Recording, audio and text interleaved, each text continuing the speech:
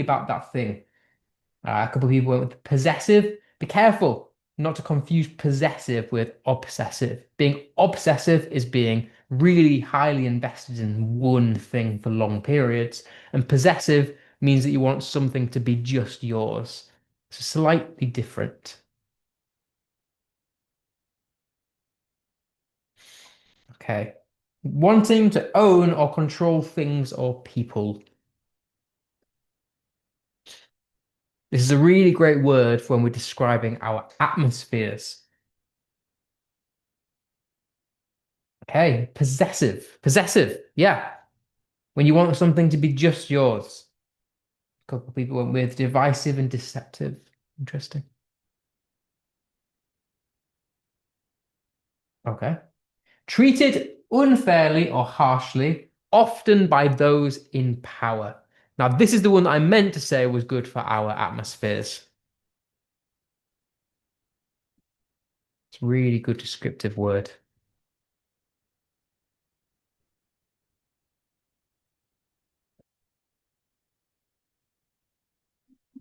Hey, someone didn't answer there, but it is oppressed. Yeah, if you're oppressed, it means you're controlled or overpowered by other people.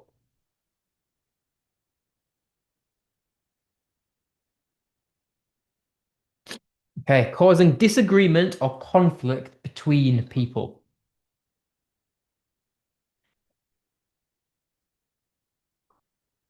The key word here is disagreement, I think.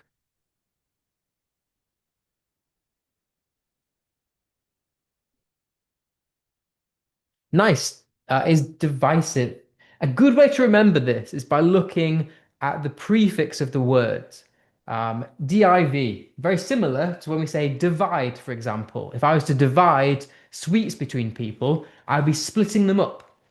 I'd be between different people. So divisive is like when people are split into groups. So the kind of prefix gives you that knowledge there to work that out.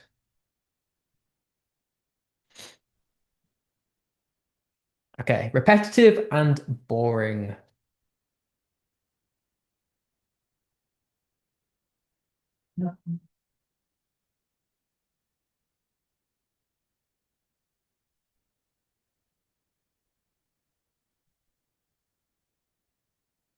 Someone is conflicted. Yeah, two different possible answers for this. Monotonous and tedious. You could both allow. I would allow both for that. I was going for monotonous, but I was writing it. I was thinking, no, we've done tedious before, so I'll include it in.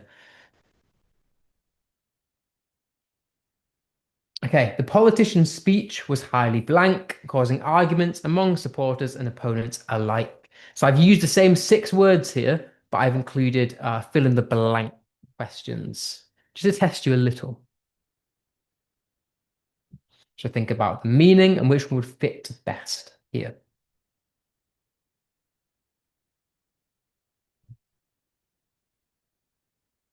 Okay, divisive. Yeah, we're splitting people. If people are arguing, then it's suggesting that the crowd has been divided into different groups. So divisive is our right answer.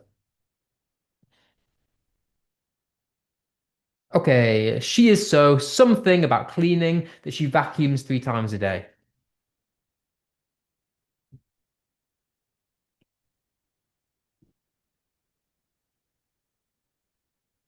Hey, lovely. It is obsessive. Yeah, because she's invested. She cares so much about it that she can't leave it alone. So she is obsessive. Okay, working on the assembly line all day was incredibly blank and he could barely stay awake.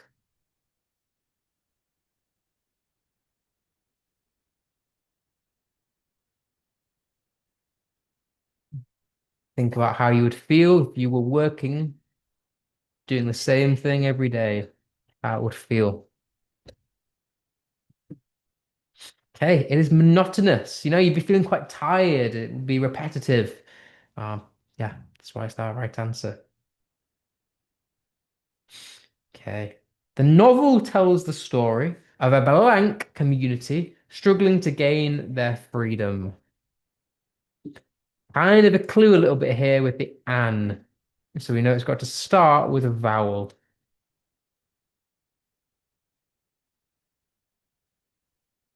It is oppressed, lovely. Yeah, people that are controlled by the people.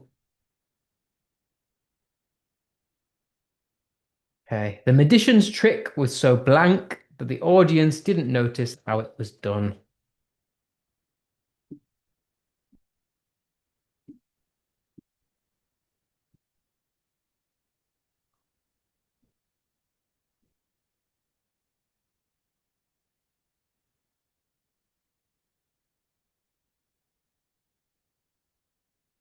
Hey, yeah, deceptive. He deceived them. They didn't know how it was done.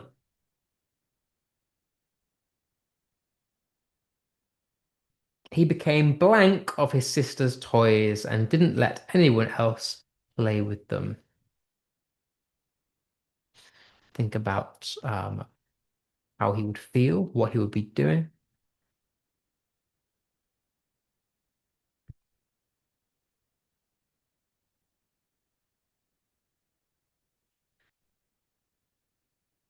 Okay. It is possessive, yeah. People went with obsessive. Be careful again, the little difference. Obsessive would be more that he's overtaken by them. He cares only about them. Whereas possessive is that he wants them for himself, which more fits the context of the sentence. Very similar words, which is why I gave you them last week. When did the Gothic genre first become popular? Okay, on to our Gothic genre questions now. Things hopefully you remember from last week. Okay, most people got this. It is our 18th century. It was the 1700s that it began to gain traction. Where does the term Gothic originate from?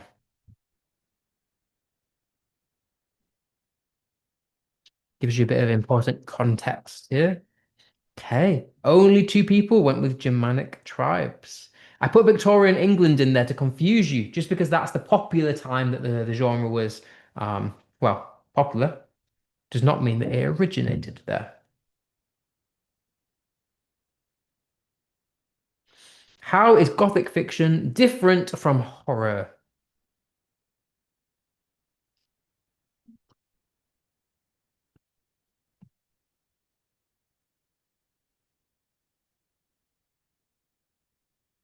Okay, most people got this right. It builds psychological tension. Remember, we said it's not just about gore, it's not just about realism, it's about that horror can come from the mind itself. The evil is not just supernatural, it can come from humans and the human mind.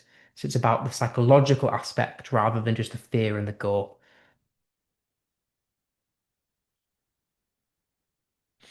What does darkness usually symbolize in Gothic fiction?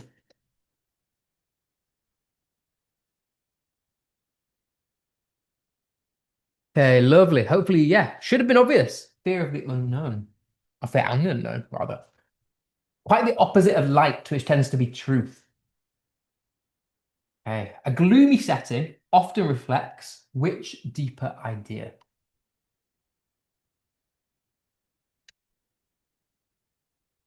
Think about the deeper figurative language here, beyond the literal.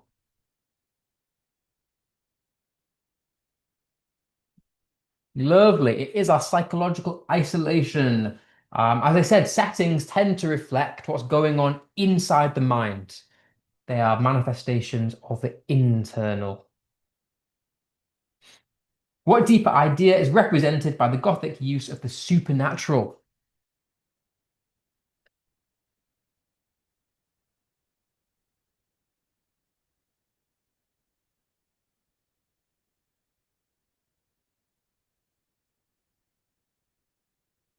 Oh, split and a very much correct split. Yeah, sometimes can be religious confliction, not always. Mostly it tends to be the human fear of what cannot be explained. Okay. The innocent victim tends to symbolize what?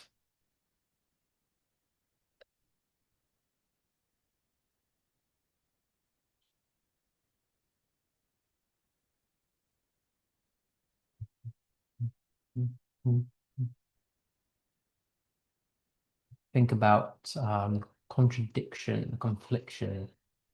It is the purity threatened by a corrupt world. An innocent victim tends to represent purity and innocence. Very much contrast that to a darkened setting. Gives you that idea of that any human can be corrupted. It's like I was saying about the psychological element. The Gothic genre is telling that evil can come from inside the human mind, not just from supernatural figures. Okay. Number 20. Why is science presented as threatening in Gothic literature, do you think?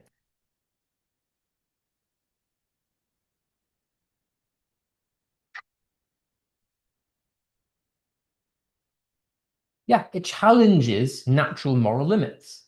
So at the time, especially in the Victorian era, not many people really knew that much about science, especially the human body and the mind and things like that. So what they didn't understand scared them a little bit, and science kind of represented that fear of not knowing things. What does religion often symbolize in Gothic fiction?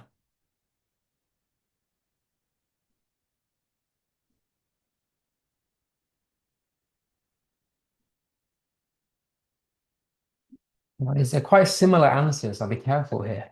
Really have to think about this. Okay, most people got this right. Corruption and repression. Sometimes safety, mostly not. It's more the religious buildings that are safety, so churches and things like that. But it's mainly repression. Like I was saying, most people at that time didn't really know much about science, so they relied on their religious beliefs, even though now we've obviously disproven a lot of things or have different varying ideas about life. What does transformation, such as Jekyll to Hyde, most strongly symbolize?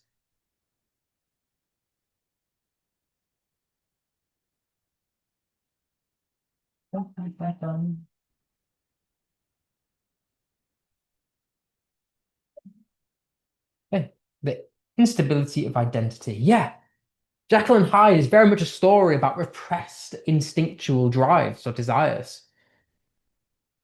It's about the internal becoming external, very much so. Which setting is most typical of the Gothic fiction?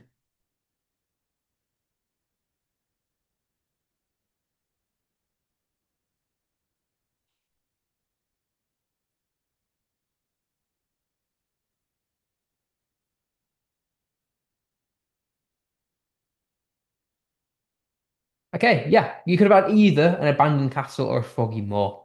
You sometimes get libraries, not very often, and same with schools. It's more, think about isolated places. Which character is usually rich, isolated, and hiding secrets?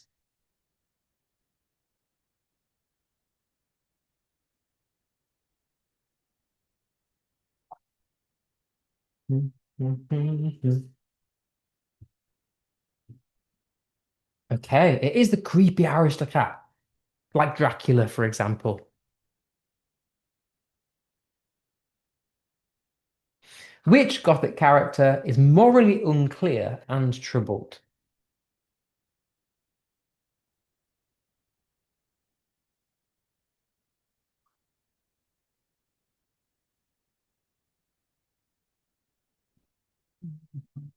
Yeah, the anti-hero. Think of like Batman, for example, is a good example of of an anti-hero. Someone who does good things, but not necessarily goes about the right way of doing those things. Has good intentions, but yeah.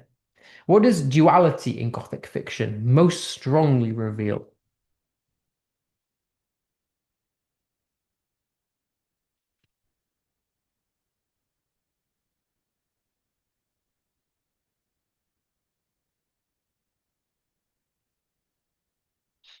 I might have to start skipping so we have time to get through things. It is the conflict between public identity and that evil can come from within. Yeah, duality means like two-faced or different versions of ourselves, like Jekyll and Hyde, for example. Like I said, the Gothic genre, it's all about the psychological. It's the idea that evil can come from within just as much as it can come from supernatural figures and things like that. Okay, why is the misuse of power a reoccurring theme in Gothic literature? Almost at the end now.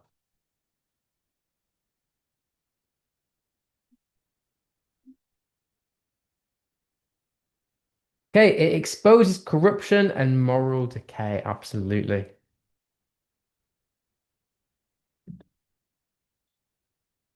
In Freudian terms, what does the id represent in Gothic fiction? We thought a little bit about the scientific context last week. See what you can remember. Might be a bit above you in terms of content, but always useful to know.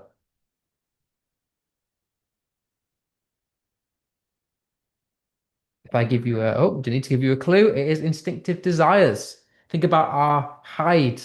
He represents the id of the human mind. Okay, four more questions then. Why is the ego often portrayed as fragile in Gothic narratives? Still thinking about Freudian psychology. Remember, the ego is the part of ourselves that we present to the public. It's the balance between the id and the superego.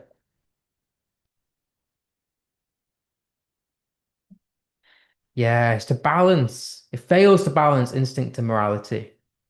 So therefore, it releases all of the repressed desires, like in Jekyll and Hyde. Why was the idea of the Victorian gentleman especially suited to Gothic horror? What do we remember about the Victorian gentleman?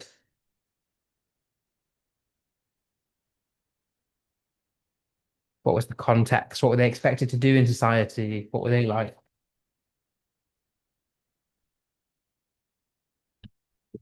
Nice. Yeah, they were expected to hide emotions and desires. They were expected to repress a lot of what they really wanted. And repression is one of our key themes, if you think back. Okay, three more. How does Gothic fiction challenge the image of the Victorian gentleman? Think about what we just said about them repressing desires.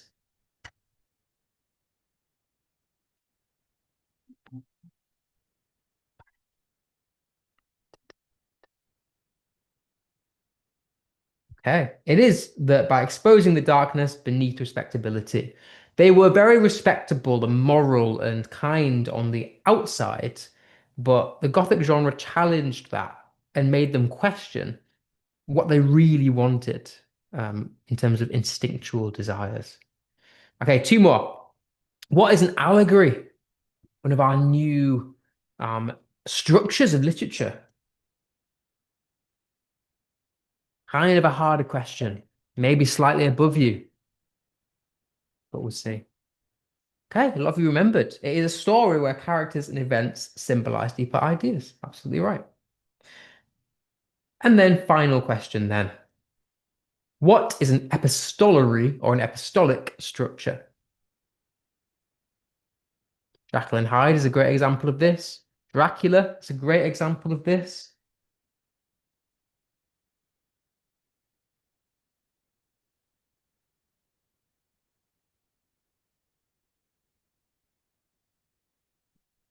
Hey, most people got this. It is a story told through letters, diary entries, and documents. Correct. Okay, let's see who has won this week. If it's going to load.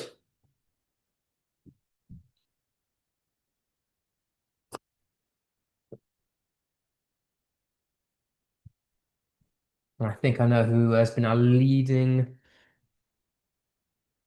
Nice. Well done. And well done to everyone who participated. As always, thank you for joining in. I appreciate it. Okay, let's get on to what we're actually doing today. I realized it took us a little while. My bad. Okay, we're actually moving on slightly. We've kind of finished now looking at fiction. I've been over everything that I can do with fiction. So what I thought we'd do is start to make a little bit of an exploration into non-fiction texts. Because when it comes to GCSE, you'll have one fiction and one non-fiction paper. There's not as much, in my opinion, to non-fiction, so it won't take us as long, but we'll start here. And we're going to continue this into next week. So anything that we don't finish today, we'll just carry on. It's fine by me. So we're going to look at audience, purpose, and form. So let's start with audience. The audience, like in a theatre, is just a group of people that a text is written for. Every time you write something non-fiction, you write it with a certain group of people in mind. Um, Someone said, I thought we were going to carry on Gothic fiction. There wasn't anything to carry on. That was kind of everything to do with Gothic literature. There wasn't really anything else for me to go through. That was everything. Um, so yeah, audience is basically the group of people that you write something for. So when you write something non-fiction, you need to think really carefully about who's going to read it. And the reason for that is because every time you write something, you write it with a purpose, with the audience in mind. Because you want to persuade them to do something or to think a certain way. So if you target the correct group of people, then you're more likely to achieve the effect that you want. The types of audiences might include different age groups, things like children, teenagers, or adults. Might include different locations of people, things like local communities, or maybe your goal is to reach nationally in terms of the country. Or maybe you want to reach the whole world and you want global readers. Equally, you might target people with certain interests or professions or jobs. Maybe you might want to write an article about cycling to target the cyclists. You might want to write a food blog that's just targeted towards chefs and people that enjoy cooking. Maybe you want to write an article about teaching, whatever. So you might target it towards gamers. The title was Non-Fiction, Audience, Purpose, and Form. So the reason this matters is because the audience affects the topic, tone, language, and style. Some audiences are straightforward and others need more careful targeting. So for example, a children's story uses more simple language and fun topics, whereas others that might need more targeting are a specific charity event. For example, a charity after a flood would target people who they think are going to donate. So you really need to be thinking about who you're writing your non-fiction thing for, because it really matters. So as a little activity then, I want you to think about who these different texts are intended for. I love to make these interactive, so I thought, well, why not? Let's work our way through. Answers in the chat, please, if you could. A, make sure your bike is fully serviced before the weekend ride. Even small adjustments can prevent accidents. Who do you think that's intended for? What kind of age group? What kind of interests? Um, Cyclists. Yeah, absolutely. It's definitely towards cyclists. It wouldn't be acceptable to send it to anyone who isn't a cyclist. Okay, what about B? Thousands of people have already joined our initiative to reduce single-use plastics. Your contribution can help us reach our target and protect local wildlife. Who do you think that is targeted for? Nice, people saying bike riders for the first one, absolutely right. What about our second one? Someone said donation advert, absolutely. Yeah, it's people who want you to donate and help protect the local wildlife. So someone said recycling, people who support charities. Yeah, so it's a bit more of a niche target audience this time. Someone said it's informative to adults and children who love wildlife. Nice, we're getting the right gist. There's people who are going to support and donate to this charity. Okay, C. Ever wondered what it's like to live in a magical world? This story will take you on a journey with talking animals, hidden treasures, and secrets waiting to be discovered. Any ideas who this one targets that? Think about the type of language that it uses. I would argue it's slightly simpler this time. So it says families with children, 5-year-olds who like magic, fiction, children's storybook blurb. All of those I would agree with. Definitely children. It's simpler language, isn't it? It's the tone is lighter than the others. The topic is definitely targeted to children with animals and treasure and magic, things like that. Nice. Okay, we are holding a weekend workshop for volunteers interested in helping at local shelters. Training, guidance, and refreshments provided. What kind of audience do you think that is intended for?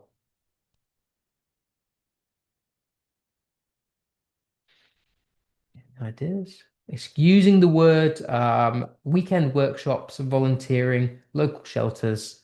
Who do you think that's intended for? Kind of similar to our answer from B, I would argue. Okay, I'll go through this one. I know, got an answer. To inform adults or children and persuasive. Yes, definitely persuasive. They want people to donate. They want people to go to the shelter and volunteer. They're targeting people who they think are going to volunteer for this charity. So it's definitely more towards adults because children don't tend to volunteer. Um, yeah, it's persuasive. We're going to come on to things like persuasive in a second. I just want to target audience first. We'll skip the last one because I do want to move on. But you're getting the gist. Well done. So, a lot of you are mentioning words like to inform, to persuade. That is technically what we call purpose. Every single text is written with a purpose. And all that means is what the writer wants to achieve. When you write a non-fiction text, you want your audience or your reader to do something at the end of it. So the common sort of purposes that you might find are things like promoting or showcasing. So, for example, things like tourist guides or theme park leaflets, things like that. Maybe you want to showcase or show off your event or your place to other people. You might want to promote it. Someone said inform in the last set of questions. Absolutely. Explain, advise, both come under that bracket. Things like instruction manuals that you get from IKEA or even like cookbooks with recipes in. They would inform because they're telling you how to do something. And the end result is that you are able to do that thing.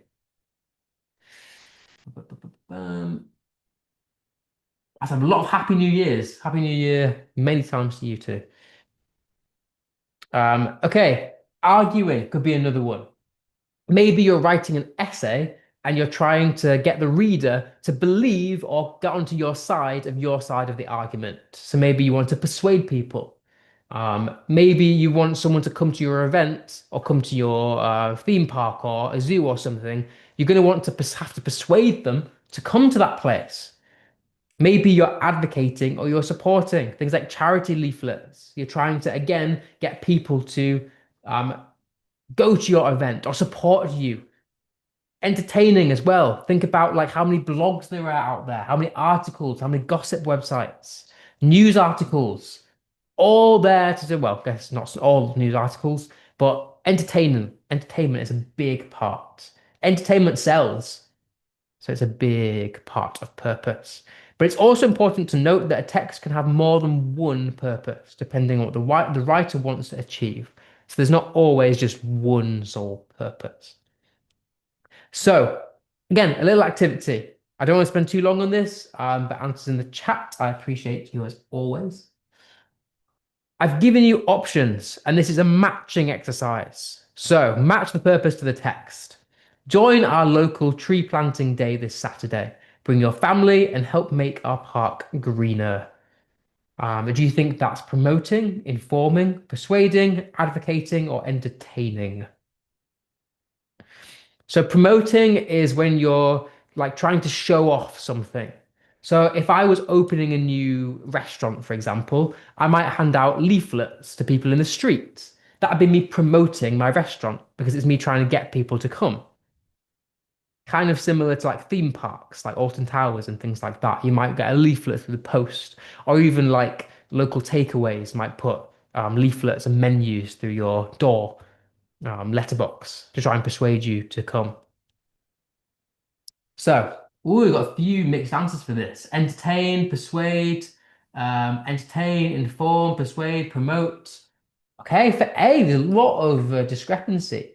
I would argue you could say either promote or persuade for A, because you're trying to get people to come to your tree planting day. So that's like you trying to promote the event to other people, and also in a way trying to persuade them to come. So I would say promote or persuade. For B, step one, preheat your oven to 180 degrees Celsius. Grease your baking tray. Mix flour and sugar in a bowl. As someone has already said, B is inform. I love it. Yeah, inform is absolutely right. Okay, according to recent studies, children who read daily perform better in school. Yeah, should schools increase daily reading time? What would I be trying to do for C, do you think? Someone said, what is advocation or what is to advocate?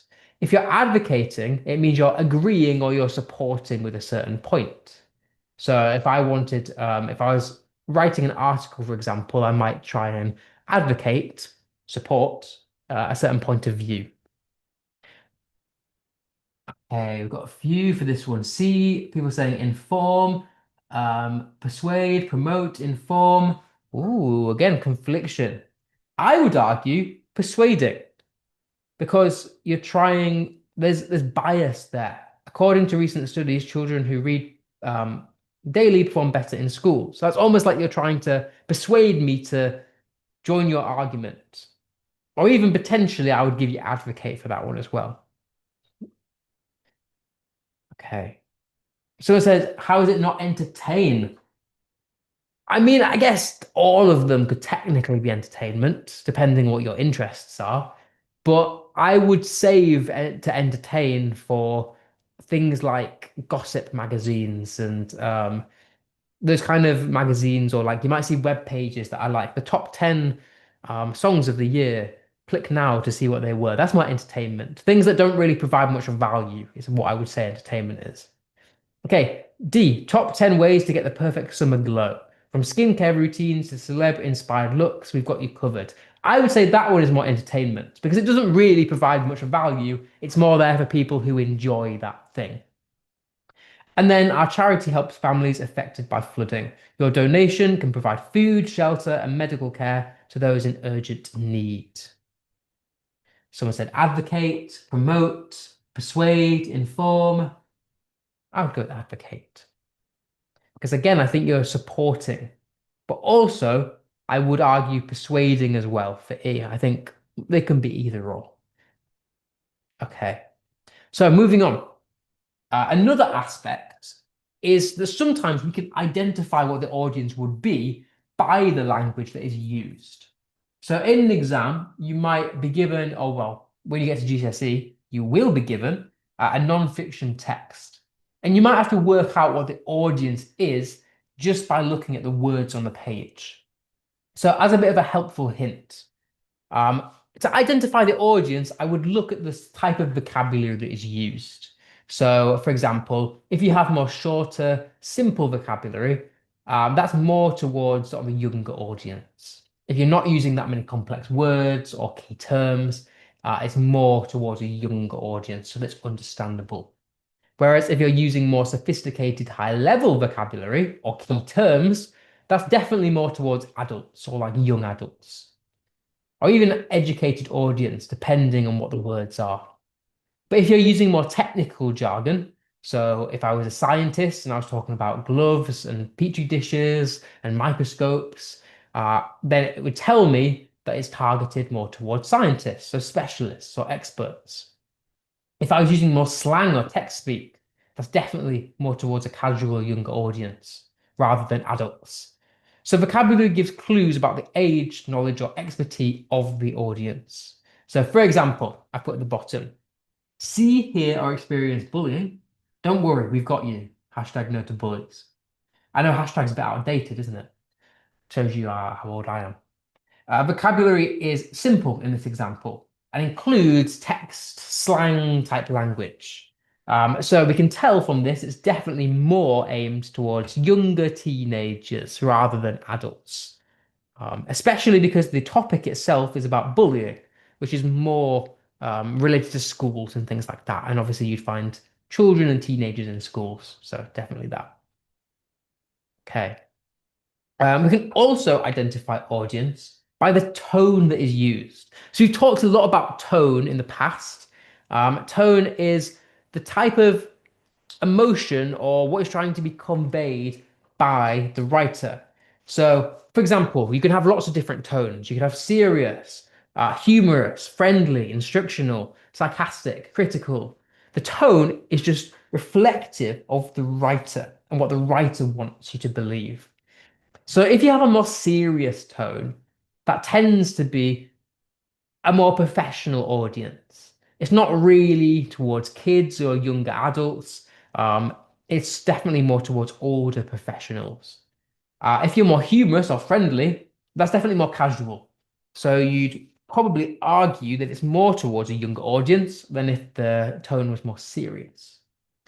Instructional, again, that's just kind of anyone who needs guidance on that topic.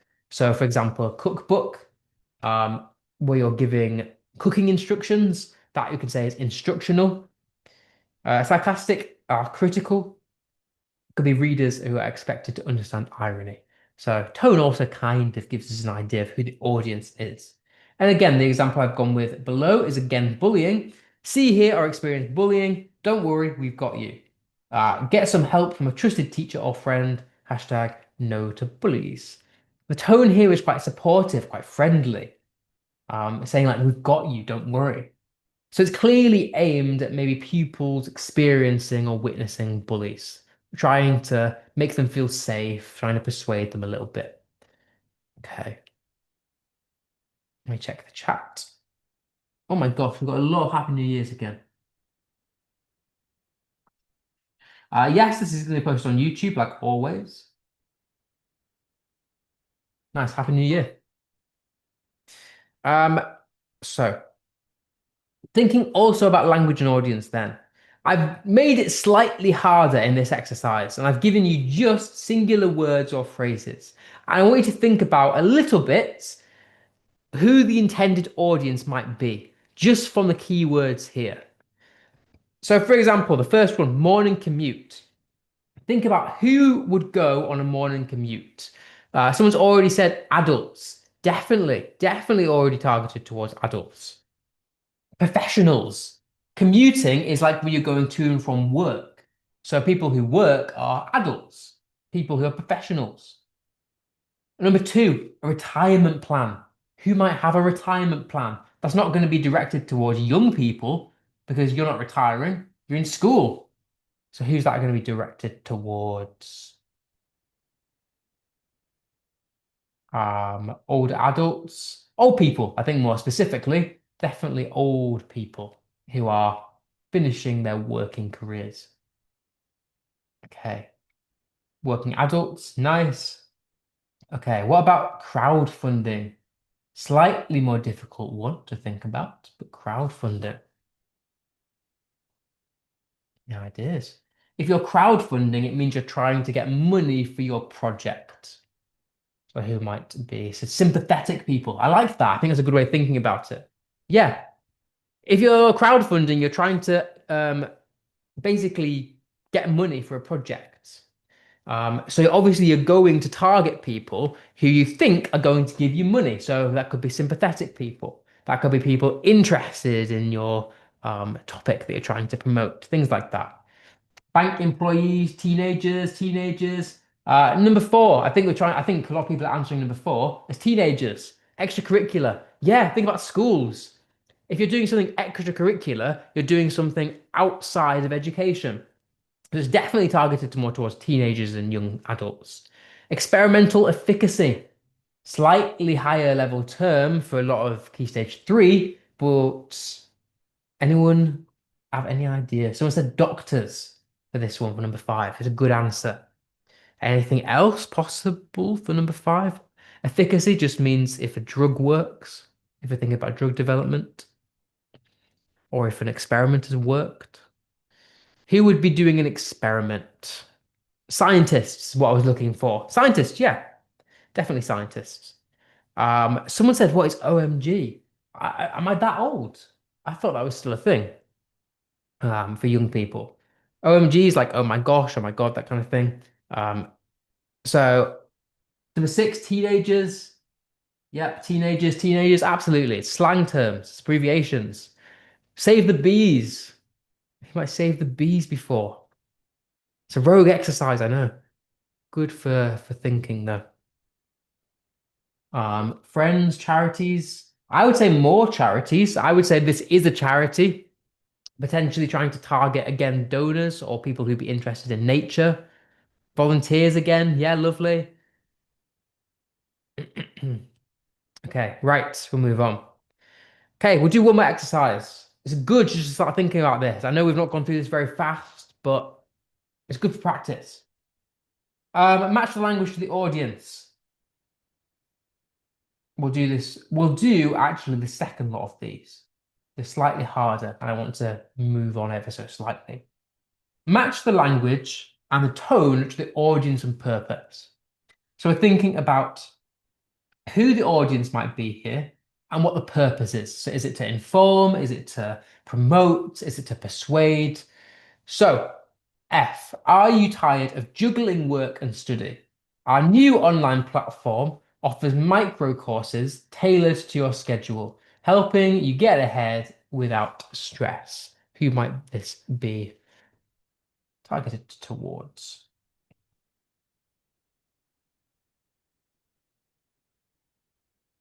Thank you, I appreciate that. I'm not old. Um, so working men to promote, someone else said to promote, to persuade, teenagers. Yeah, I think I would allow teenagers. I think it's more so younger adults, like working adults, like somebody said. So, are you tired of juggling work and study? Our new online platform offers micro courses tailored to your schedule. I would say it's targeting people who are working, who maybe have certain amounts of free time, and who maybe want to um, study whilst they're working. So definitely young adults. And I think it's definitely promotion or persuasion, I think was right. We will be holding a local food bank collection next Saturday. Everyone is welcome to help, whether donating food or volunteering your time. Someone said inform. I'm not necessarily sure this is informing, because informing is like telling somebody something. I guess the first part about Saturday is kind of informational, but what was the overall goal to G? Persuade, I think, is more the right answer. Yeah, persuading. You want people to come to your event. So you're trying to get them to come. Who's the audience, though? Who are we actually trying to get to come to our local food bank collection, do you think?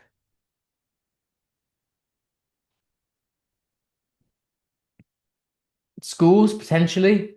I think just like general local volunteers, I would argue. Okay, what about H? Breaking news. Meteor shower to light up the night sky this weekend. Find the best viewing spots near you. What might be the purpose? I think this one's a bit more different in terms of the purpose. Who and also who might it be targeting? Informing, persuading adults, scientists. I think one way of thinking about it is like scientists or astronomers. Nice. So we put astrologers, lovely. Informing. I may be informing. Yes. I think you could also argue something else as well, though. So it puts families potentially.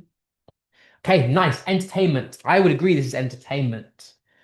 I think on one sense it's informing because you're telling somebody something. But it's also entertainment. Like any normal person, even if they're not a scientist, would want to see a meteor shower, would they not? It's an entertaining thing. Okay, but also I agree with scientists. It could be astronomers as well. Remember to update your password regularly to protect your account from potential cyber threats. Use a combination of letters, numbers, and symbols. What kind of tone is this? And what is the purpose? Serious. It's definitely a serious tone. Absolutely. And informative. I would agree. I think that this one is to inform people. It's kind of an advisory thing. I think it's general internet users in terms of the device owners. Yep. Persuasion, people with phones. Yeah, all correct. And then finally, Jay, calling all us aspiring young chefs. Join our summer cooking challenge and see if you have what it takes to impress the judges. It's exciting, bright tone. I would agree. Yeah, yeah, yeah. Definitely like energy, excitement as the tone there. Entertain, persuading. I would go more with persuasion, but I think there's a more accurate one. I'd maybe say something like, let's see what's been said, promoting. So yeah, these are the ones I went with. For F, I would say like a motivational tone in order to promote to young adult professionals. A friendly and encouraging tone for G to persuade. H, I think a lot of people got was informative. To try and some people said like astronomers, but I think also the general public. I was definitely instructional to inform. And then J, a lot of people said the fun, energetic energy, and its promotion.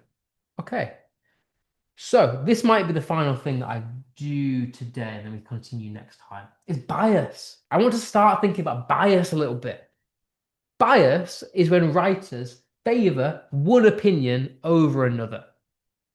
So a lot of time, what you find in non-fiction texts is that a writer will just talk about what they believe, and they won't consider the other sides of the argument. So you might see bias in various contexts. For example, in scientific journals, you might see them in like selective reporting, where scientists only give results that support their work, rather than talking about the ones that don't support their work.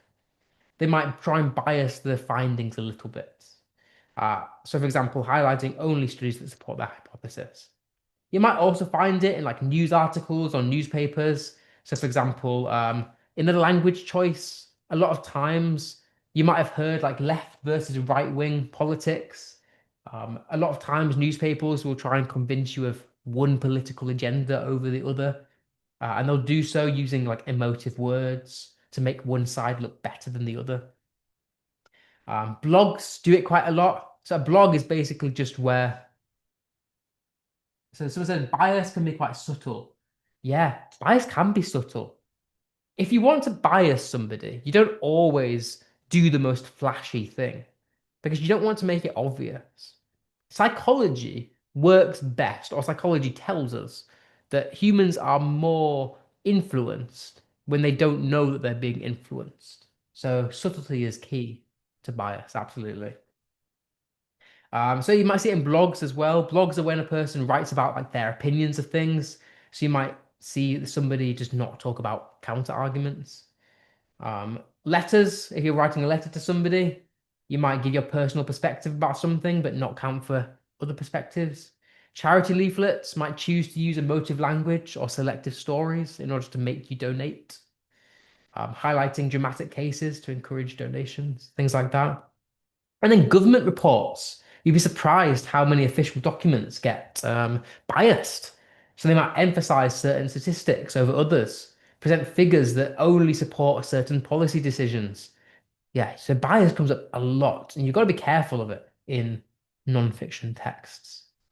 So, in non-fiction specifically, writers often bring their own beliefs and opinions to their writing. All writing can have bias, and it's rare to find something that's fully neutral. And why it matters is because bias shows when a writer favors one argument or opinion unfairly. So, at its worst, it selects facts, quotes, or views to support only that one perspective. And this can often mislead the audience. So, how do we actually assess if something is biased? Well, there's various things you can think about. Firstly, has the text given you a complete picture of events? Have multiple sides of the argument been considered?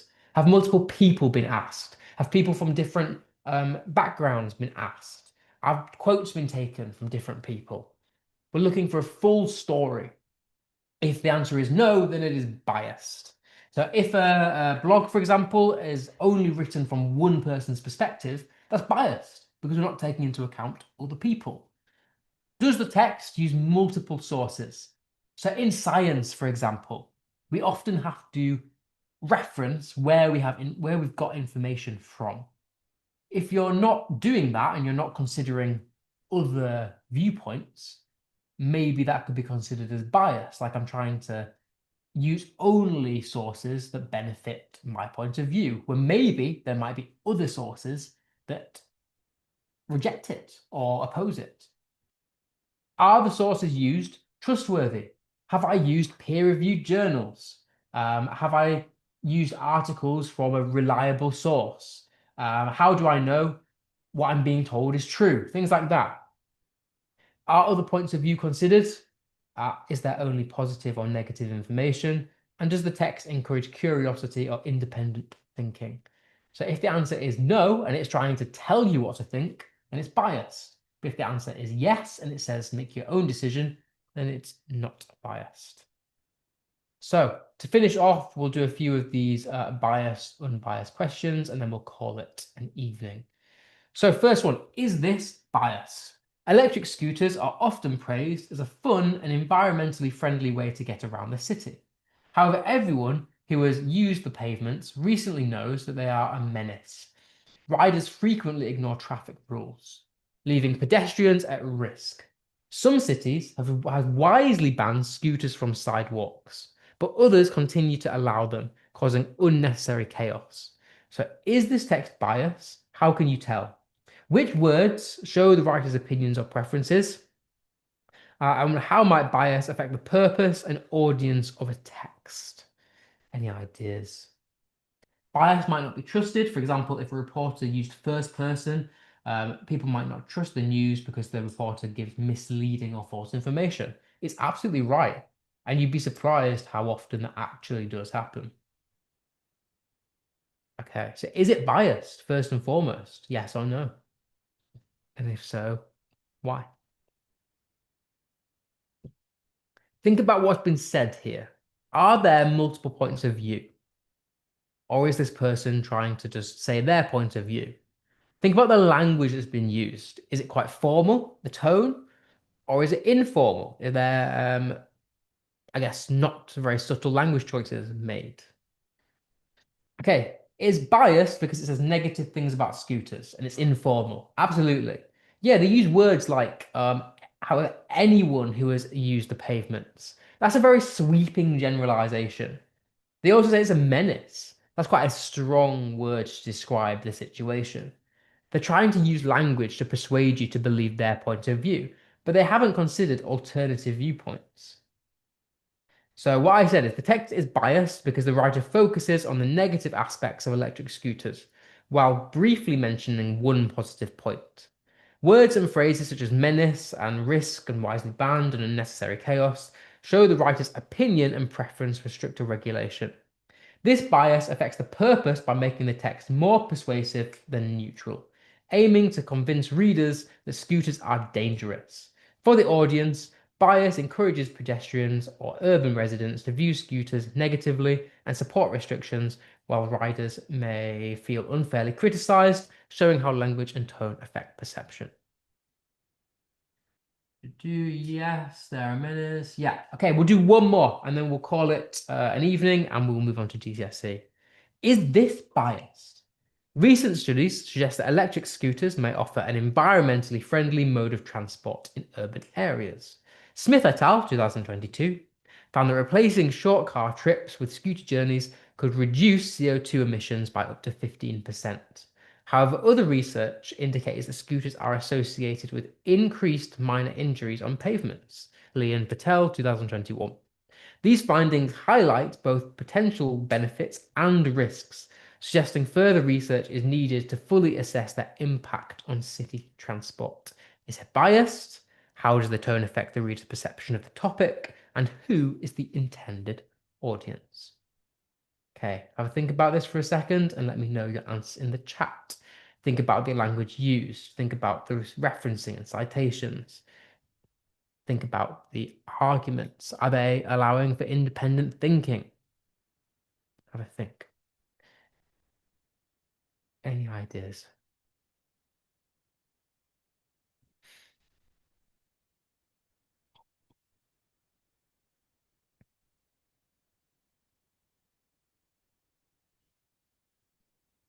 Okay, somebody says it is not biased because it shows both sides. I would agree. They've showed both sides here. They've said on one hand it's a bad thing, on the other hand, research says it's not bad, that there are increased injuries. So yeah, they've shown both sides.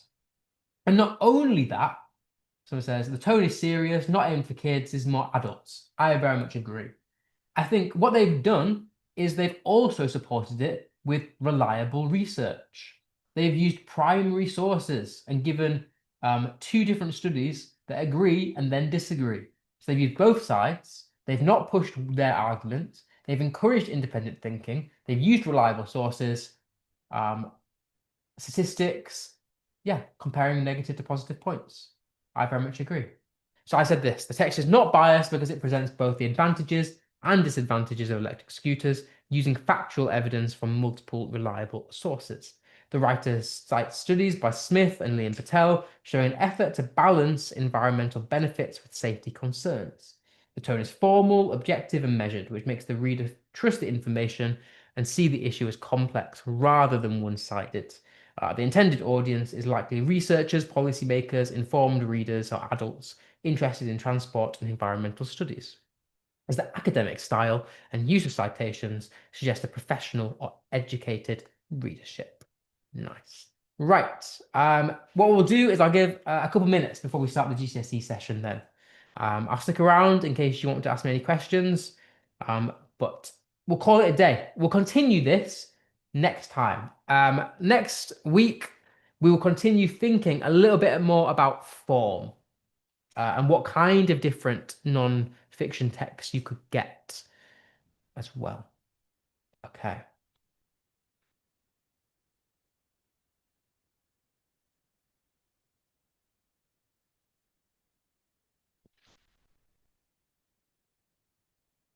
Okay. So welcome to everyone that's entered for the GCSE session. We will make a start in 2 minutes. Happy New Year, if I haven't seen you already, by the way. I know a lot of people have come from the other offices and won't necessarily have seen me around Leeds. So Happy New Year to everyone from Newcastle, Manchester, Bradford. Yeah, I think that's all the offices.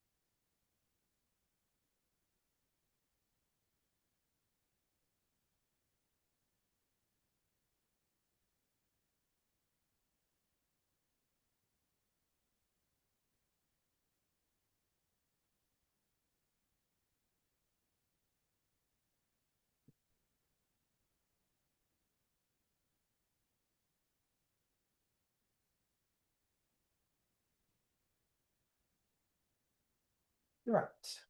Right, welcome to everyone who has entered for GCSE and Happy New Year.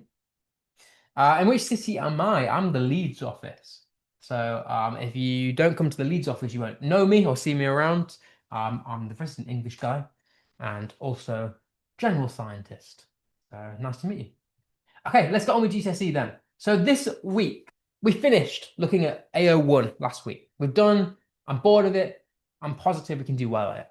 This week, we're going to begin to look at assessment objective 2. And within that comes structure. Now, I did say last week we would move on to structure. However, I had to think a little bit more. And I thought before we can even discuss structure and language, there's something more pressing that we need to do first. And it's think about the effects on the reader. It's a bit more of a simple session this week because my opinion is that I think it's a more simpler skill. However, it's one that is very important nonetheless, and where a lot of people trip up in exams. And I think it should be our starting block, and then we'll do structure next week. But as always, I just wanted to remind you of the assessment objectives. We've looked at these in the past. AO1 was our comprehension kind of things, and this week we're going to focus on AO2, which is our language and structural analysis. So thinking about the assessment objectives, it says this: Explain, comment on, and analyze how writers use language and structure to achieve effects and influence readers, using relevant subject terminology to support their views. And I just want to reiterate that everything we do in these sessions is applicable to everyone because all assessment objectives are the same on all exam boards. So skills are always useful. Now, in terms of AO2, if we think about the different exam boards, OCR provides the biggest proportion of AO2 marks. AO2 is my favorite. I think it's the best AO of all the exam AOs. So OCR is the place to be, apparently, compared to other ones. But they're relatively similar across them, to be honest. So there's not really that many marks in it. So AO2 says this. Thinking about the assessment objective then, there's certain key focus areas that it's giving you marks for doing. So as part of this, you're being assessed on not only analyzing language, which is things like the word choices, the imagery, the tone, the figurative devices, personification, similes, verbs, metaphors, all that sort of stuff, but also structure, which is things like our sentence lengths, paragraphing, the order of events, the focus shifts, the contrasts, the flashbacks, which we'll come on to next week because it was stuff me. But I do want to focus on a slightly neglected aspect of AO2, which is effect on the reader. And this just asks us, how is the reader affected? What happens in the reader's mind when they read certain texts? So what feelings, ideas, or images does a text create? Now, I wanted to very quickly do a bit of admin and just break down the exam boards based on question, because different exam boards, like I said, all do the same assessment objectives, but they split the questions a bit more unevenly.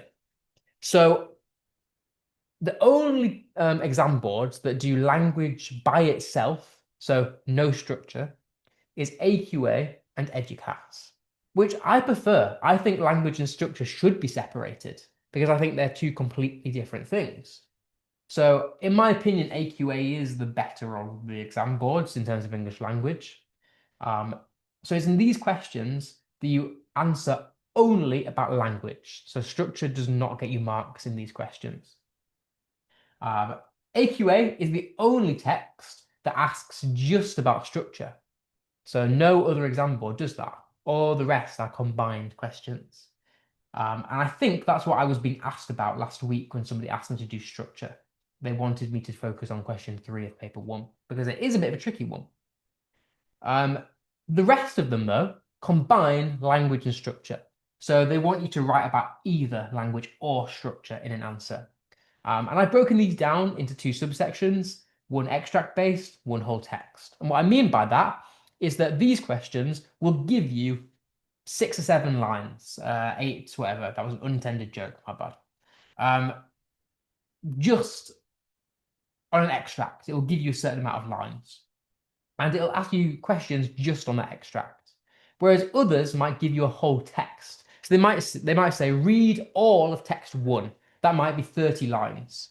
And answer the questions based on that. And that's what this question is as well. And each paper, each exam board has one of those whole text questions. So you will have to read a whole text at some point. Okay. Okay, but onto the interesting stuff, the reader. Now, I just want to make you aware that it is a very important skill. Thinking I've given you here the highest grade boundary marking criteria for every exam board. So I think this is AQA, EDUCAS, OCR, and Edexcel. Notice that every single band for the highest mark of these AO2 questions mentions the reader. AQA wants you to analyze the effects. EDUCAS wants you to talk about how it influences the reader. OCR influences the reader, how the reader is influenced. Edexcel, how language and structure influence readers. So it's in there. In order to get a high mark for AO2, you need to talk about how writing affects the reader. It's important, has to be. What'd you get? Oh, you know what? You could have asked me that on Saturday night. What did I get? I got 9 and 8 for mine. So I'm qualified if that's what you're asking. But yeah, so you have to talk about the influence on the reader. So as a general sort of structure, I mean, this is a bit of a abstracty one. I would write about the effect of the reader a bit like this. I would always, and we'll come on to this, mention tone or atmosphere when you're talking about the reader. And I'll talk to you about why that is in a second. I'm going to also come on to these words here. You know what? I'm going to skip on because it'll make more sense later. I've given you a low-level example here of thinking about the effect on the reader. A lot of people, and I see this quite often when I mark questions, is they will say something like, it makes us want to read on. It creates an image in the reader's mind. They are not high-level answers to how we affect the reader. They're just not. They don't give me detail. What they're lacking is that they're far too general. They're not applied to any bit of language or structure. They don't show thought process. They suggest that maybe you as a writer weren't sure of your own opinions, and you don't use sophisticated vocabulary. So saying something like those will not get you a high mark for the effect on the reader, unfortunately. And it's unfortunate that many students remember these basic effects from primary school. So this is primary school level. This is what you get taught in primary school. So don't apply that kind of thing to your GCSEs. Because what? GCSEs are year 11, you've gained 5 years of life since primary school. So don't resort back to it is good, it is interesting, it makes me want to read on. Because that's boring. That's not high level analysis. So don't be one of those people. Now, you want something like high level. I've given you 2 examples of high level writing. And you'll see why they are high level. So the first one, the writer creates a claustrophobic atmosphere, which makes the reader feel isolated and alone, immersing them within the overall feeling of entrapment and helplessness in the story. Now, this may be overkill a little bit. You probably only really need that first half to get a good mark, but I've gone the full distance. A foreboding and overwhelming feeling of suspense is created to emphasize the unsettling tone, as if the reader is also a vulnerable victim to some impending doom. The reason that is a higher or got a higher mark is because it uses sophisticated vocabulary. I've talked about claustrophobia, atmosphere, isolation, immersion, foreboding, entrapment. The writing style is a lot higher level than the one before. I've also been very specific about the effect. I've not just said, oh, it makes me want to read on. I've said, this is why. It immerses me. It makes me feel a certain way. This is what it makes me think. Be specific. Similarly with the second one, the writer creates an adventurous tone which conveys an atmosphere of mystery, yet suspense, as the reader is made to understand the potential danger that lies ahead, to the ominous foreboding of the perilous journey. Therefore, the reader feels compelled and spurred on by the thrilling risk as they leap into the unknown with the characters as they want to find out what happens. Again, I've done the same thing. I've given an in-depth explanation. I've said exactly, specifically what the reader thinks and feels. I've given key terminology, tone, and atmosphere. I've been specific and consistent, and I've given sophisticated vocabulary. So they're the kind of things that you're expected to include. So I'm going to give you a step by step on how I would word this in an exam. You only really need 1 or 2 sentences on the effect of the reader. It doesn't need to be anything really long. I mean, you don't have that much time in an exam.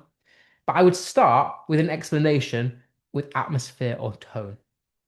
So, those of you who were with me last year will know everything about atmosphere and tone because I drill on about them all the time. Tone and atmosphere influence how the reader is affected. They are created by the reader's ability to infer something from the connotations of words or the changes that occur throughout a story. So, in other words, language and structure influence tone and atmosphere. They make us feel and think a certain way.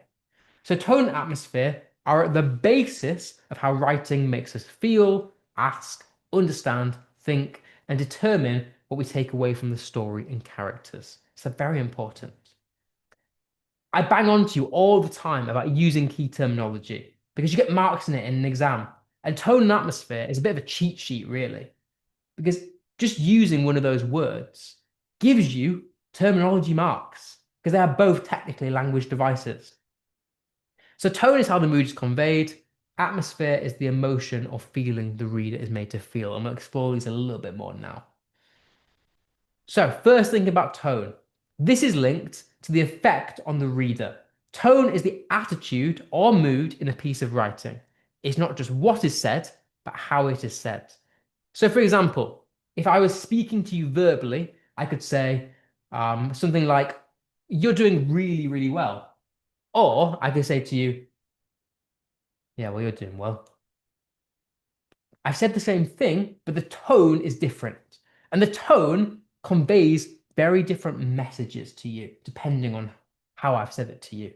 The first one was a lot more full of pride. It was genuine excitement. Whereas the second one, there was an undercurrent of, or an undertone rather, of malice or bitterness. So the tone is really important in conveying, information. So how writers create tone. I did this with my Key Stage 3 students. We look at the words that I used because certain words suggest certain vibes.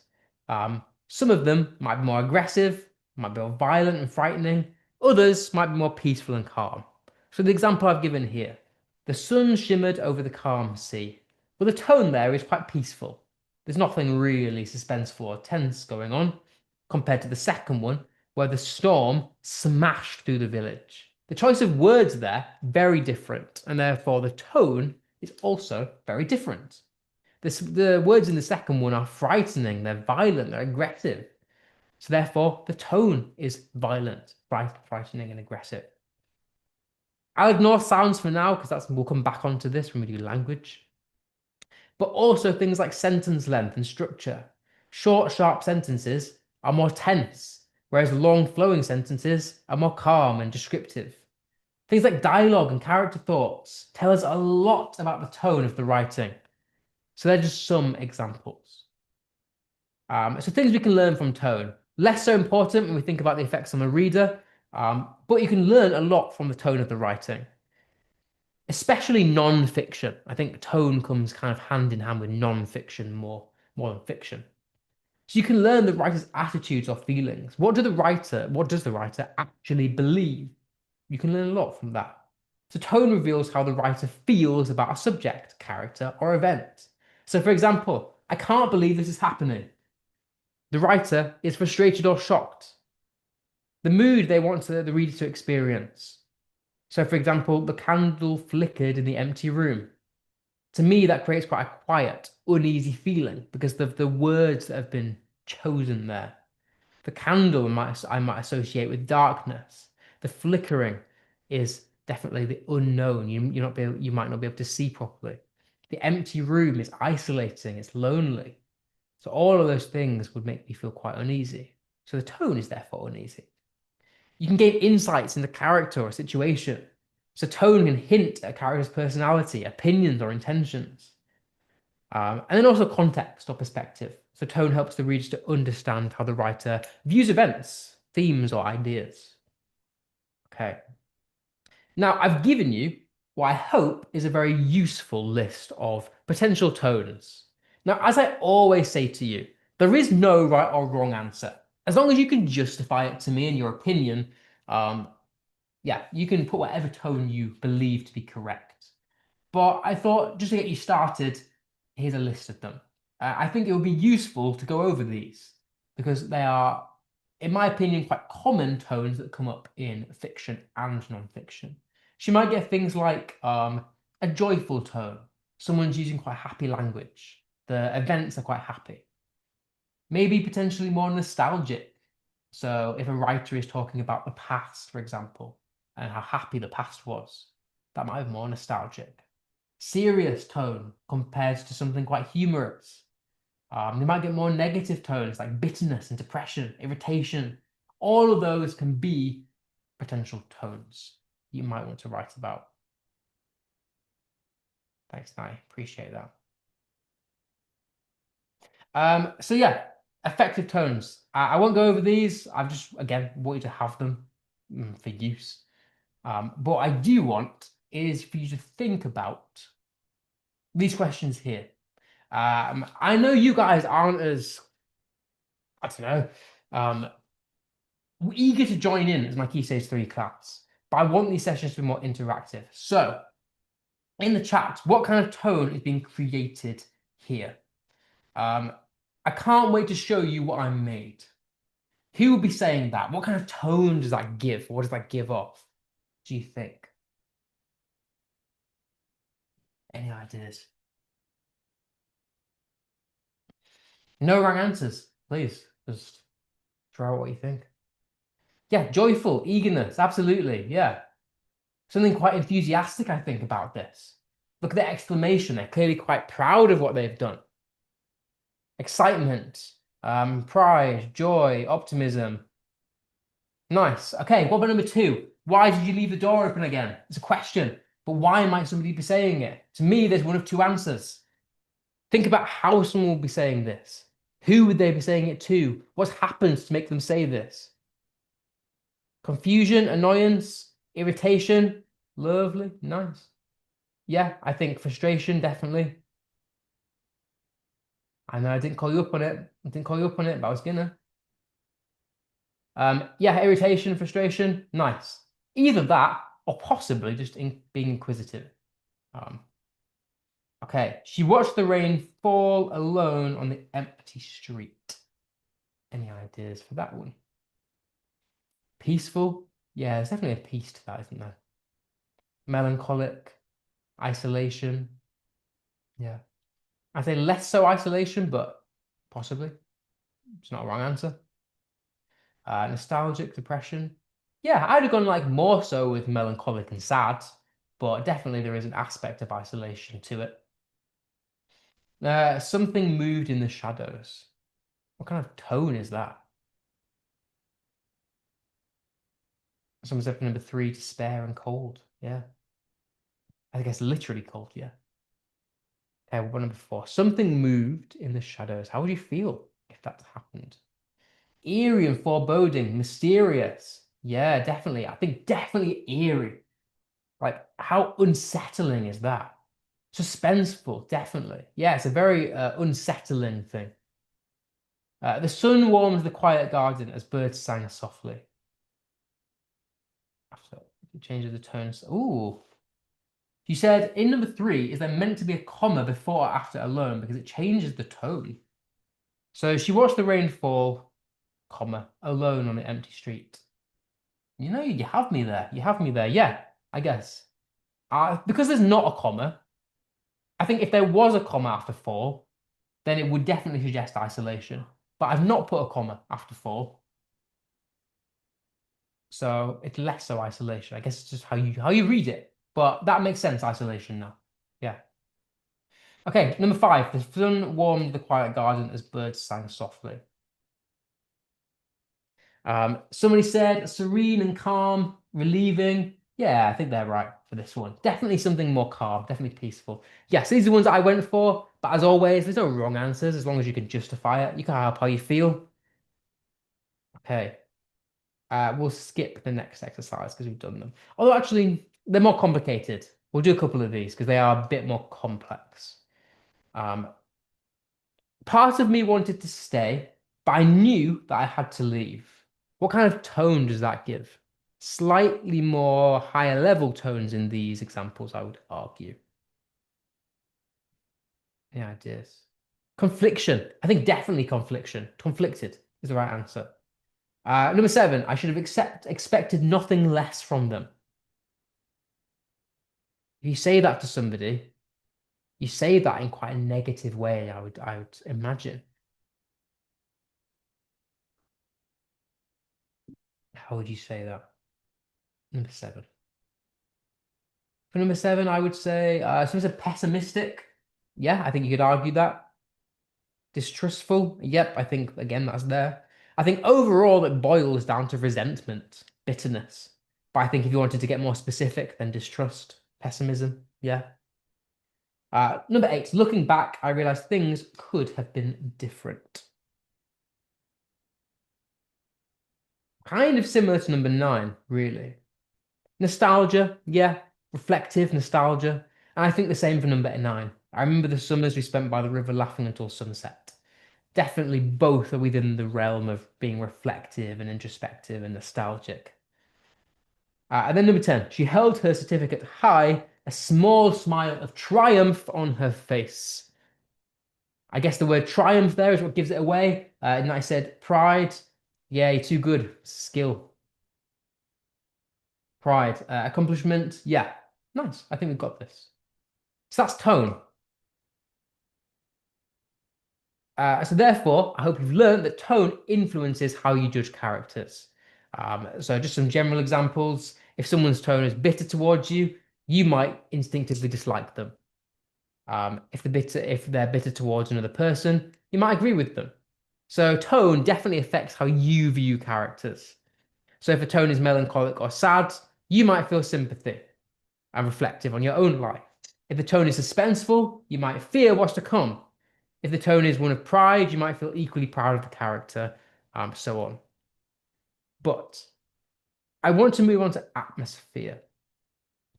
Because it's slightly different, and I think a lot of people mix tone and atmosphere. Tone is how something is said. Atmosphere is the feeling that is created afterwards. So tone is what is said, atmosphere is the aftermath of what is said. So atmosphere is the overall feeling or mood that a writer creates in a piece of writing. It helps the reader sense the emotion of a scene, whether it's tense, peaceful, joyful, frightening. So writers create atmosphere through lots of ways, through whether that's language or structure. What I want to focus on is, and we'll come back to these actually. Will we? No, we'll actually cover this. Language and structure affect atmosphere. Language and structure affect how the reader is made to feel. All right. So it's very key that we use tone and atmosphere in our descriptions. Writers carefully choose words to shape mood. Okay. Everything a writer does is purposeful, even though you might not think it. You know, the classic example is like, was it that girl in Of Mice and Men who wears pink lipstick or red lipstick? You might not think it's a purposeful choice, but it is. And writers use language to make you feel and think a certain way. So, for example, these two comparisons. The family crowded round, happy murmurs, laughter and glowing faces, an arm wrapped around her shoulder, and her mother's warm voice whispered, "I'm so proud that you've been chosen." Compared to the family crowded round, like a wall of stone, hard, pale eyes, accusing, and thin mouths painted with cruel smiles, granite fingers seized her wrists, and her auntie's flinty voice whispered, "I'm so proud that you've been chosen." The scenario is the same, but the way that it's said is very different, and it conveys completely opposing atmospheres. One tells a story of warmth, joy, and loving, or loving family. The other is cold, it's tense, it's threatening. So very different atmospheres. And the difference there being language, the choice of words that we use, the techniques that we use, the associations that the reader has to the words. Very important. Equally, structure affects atmosphere. Now, we are going to move on to structure next week. It is the more confusing of the two. But structure, in very simple terms, is how the writer organizes ideas from beginning to end. So how does the text change from the beginning to the middle to the end? It's not what happens, it's how and when it happens. So structure isn't just about order, it's about control. The writer manipulates every aspect of things that they write. They influence the setting, the time, the pacing, the focus of every given paragraph, and therefore manipulate how the reader feels as a result of that. So I put together a little table, again, just to kind of give you some general ideas. We will come back on to structural techniques though, but these are some common structural techniques. So changes in focus. What I mean by that is when in each paragraph, it'll talk about something different. So one paragraph might be about what a person is thinking. Another paragraph might be about them running away from, I don't know, some villain of some sort. The change in focus tells us a lot about how we're supposed to feel and think. Introduction to new character. A lot of people forget that this technically is a structural technique. Um, when we introduce a new character, it entirely shifts the tone of a story, and it can create different feelings depending on who the character is. You know, if it's an unknown assailant, you might feel unsettled, but if it's a loving family member, then you'll feel calm and peaceful. So introductions to a new character definitely determines atmosphere. Um, on that same line, if it was like a horror or gothic novel, imagine there was a ghost introduced. Well, then it's definitely going to be tense and suspenseful. The narrative structure changes the atmosphere. If you've got a linear narrative, you might the events might be a little bit more clear. Whereas if you have a circular or fragmented narrative, it might create a feeling of entrapment or inevitability or isolation. Sentence types convey a lot. I've talked about sentence types loads, about simple, complex, and compound sentences. Using different sentence types completely determines how you feel. If you use shorter, simple sentences, they're more urgent, they're faster paced, which conveys more suspense. Whereas if you use longer, complex sentences, it's more descriptive, so it's more reflective or calm and peaceful. So short sentences are more tense, longer are calmer. But again, we'll cover this in more detail later. In media res, if you start the story in the middle of action, that obviously is going to create tension. It's going to make you feel quite uneasy. It's going to set you off balance a little bit. Stream of consciousness. If a character is telling you everything they're thinking and feeling, but obviously it's going to build an intimate connection to that character, maybe potentially give you anxiety. And then also juxtaposition and withholding information. I want to move on. So I hope that makes sense. The different structural and language techniques can very much affect the atmosphere that's created. And again, a list of atmospheres. Now we won't do this explanation. We'll do this instead. So after you've talked about tone and atmosphere, I know it's a very long-winded way of getting there, but always remember to be specific about the tone and the atmosphere created. So next, I would then continue your explanation with what I would call an effect word. And these are as follows. I would try and use at least one of these words in your explanation. So they're kind of simplified, so you can use your own variations of these words, but always be considering what does a writer or what does a piece of writing make you feel?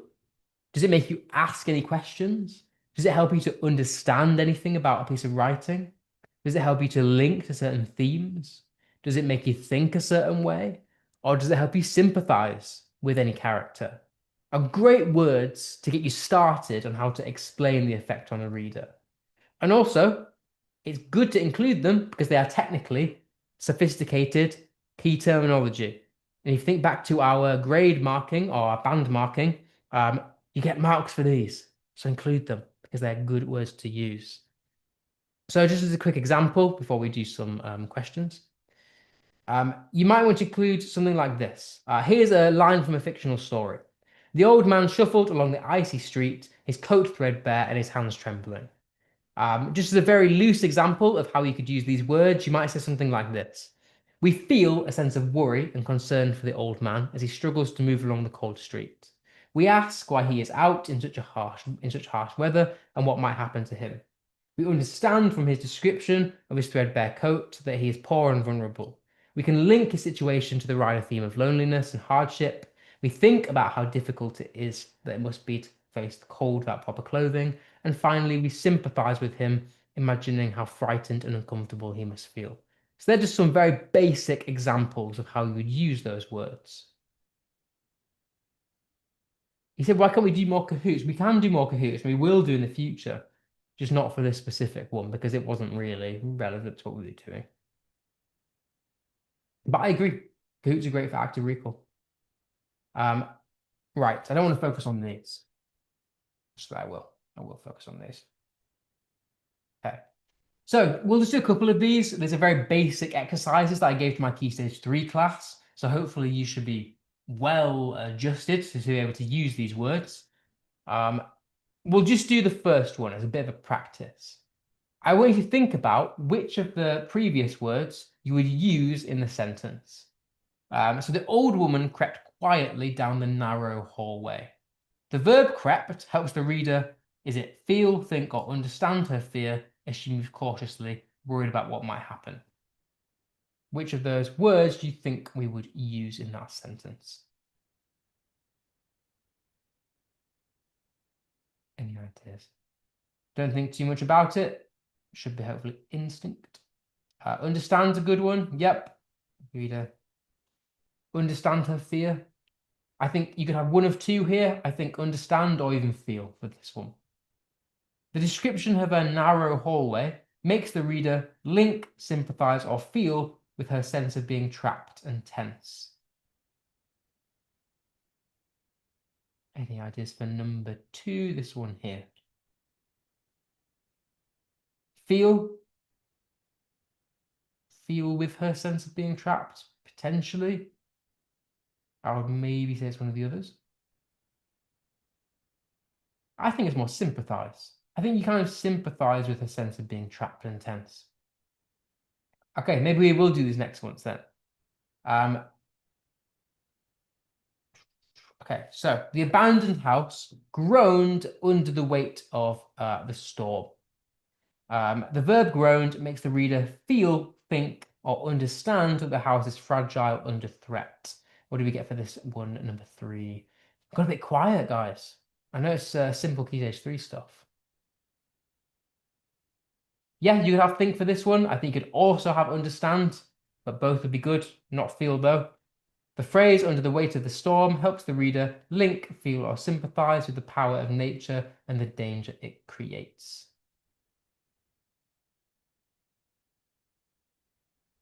Any ideas for that one?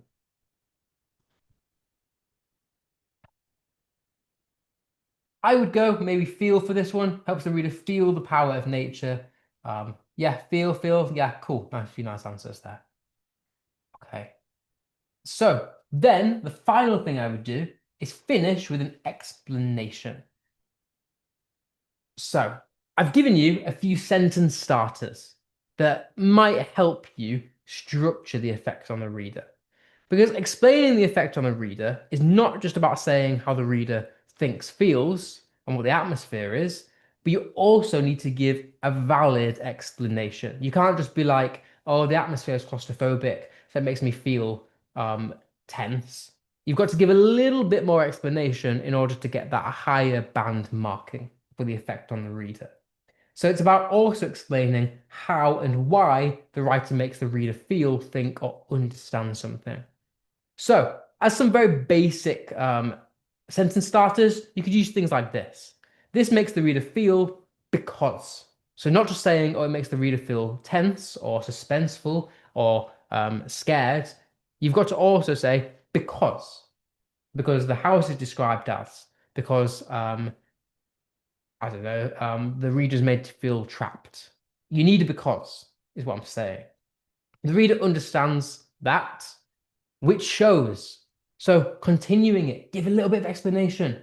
Don't just stop her that understands.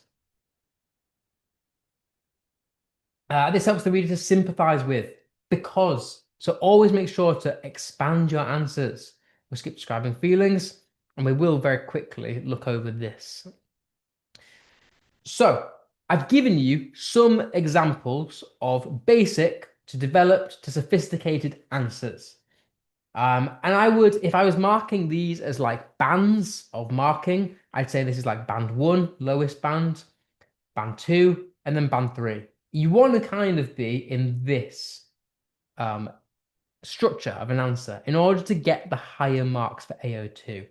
And I know the effect on the reader is only one of 3 marking criteria, but you really want to be in this band over here to really ensure that you get the highest possible mark that you can get. So I'll just go through a few examples, but then I want to focus more on some interactive questions with you guys before we finish. But things like the reader's emotion. A band one answer might be something like, this makes the reader feel sad. Like, okay, you've answered the question, but it's not very detailed, it's not specific, it's not giving an explanation. So you might want to develop it. This makes the reader feel sad because they can sense the character's loneliness. Great, you've expanded a little bit. But really, I'd say this is like 4 out of 6 still. What would get you the really perceptive answers, and the key word there is perceptive, is the reader feels a deep sadness as they recognize the emotional emptiness of the character's world, prompting empathy and a reflection isolation. So there's specificity there. There's sophisticated vocabulary, like we talked about earlier. There's an explanation of detail. Things like the reader's sympathy as well. This makes the reader sympathize with her. Cool. The reader sympathizes because they see how unfairly she's treated. Cool. But what we really want is to be here. The reader's sympathy develops into moral awareness as they begin to question society's treatment of people like her and reconsider their assumptions. That's where we want to be. And then finally, I'll just do one more. Things like the reader's understanding. This helps the reader understand the character better. Cool, you're not wrong, but it's not developed. The reader understands what the character is going through and why they act that way. Cool, again, correct, but it's not developed. The reader gains insight into the complexity of the character's choices, recognizing how emotion and circumstance influence behavior. That's specific. It's told me exactly what we understand. It's not just said what the character is going through, it's talked about the complexity of the character, understanding her emotions. So again, we've got some sophisticated vocabulary. So that's what we're trying to do. Good, cool. I appreciate that. Natty, glad that you're taking an interest in my life. Okay. So before we move on to some final questions then, before we call it an end, um, a checklist for a high-level response should look like this. Always mention a specific tone and atmosphere. Use an effect word from our feeling, asking, understanding, linking, thinking, and sympathizing. Giving an explanation of how and why, and then also sophisticated vocabulary. So, like I do my key stage 3, let's treat this like our Kahoot, shall we? And think about these questions for the next 15 minutes. I'm splitting them by the FALTS acronym. So let's focus on feeling first. What does this quote make the reader feel about the world? It's from a book called 1984. If you've not read it, it's wonderful. I would recommend, about a dystopian society. It was a bright, cold day in April, and the clocks were striking 13. What atmosphere is created? What does the reader feel from this line? How and why does Orwell create that feeling? Any ideas in this one? So it says ominous atmosphere. I would agree. I think definitely ominous. Why though? Expand, explain to me. But absolutely ominous. It's eerie for sure.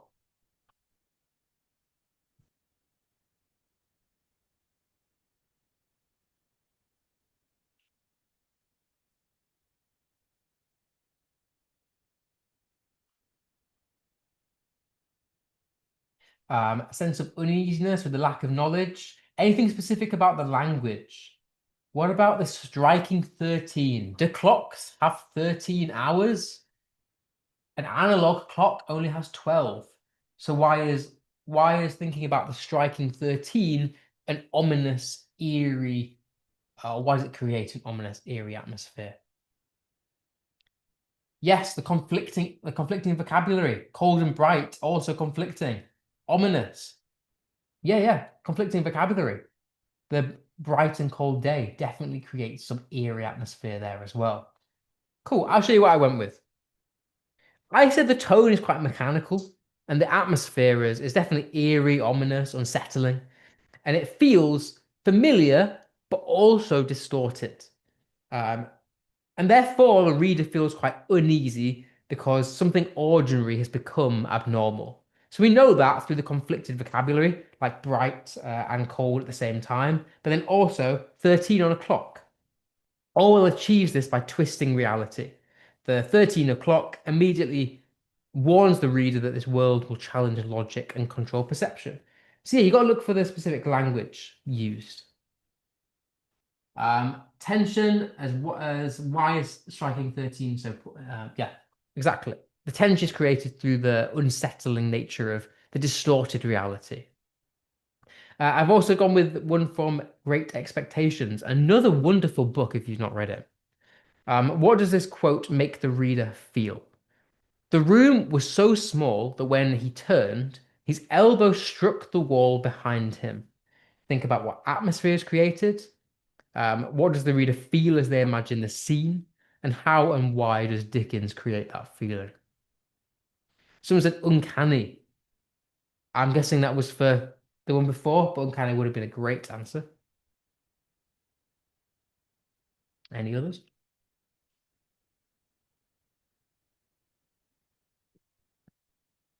Have a quick think about this. A very different feeling to the original, to the previous one. So it's a claustrophobic. I would agree. I think there is definitely some claustrophobia, claustrophobic atmosphere here created. Claustrophobia. A feeling of entrapment, claustrophobia, claustrophobic, which makes the reader feel trapped and isolated.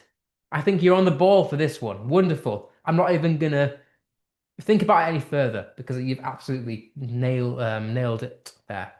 The tone is oppressive, confined, unsettling. The reader feels trapped and uneasy, sharing the character's discomfort in a cramped space.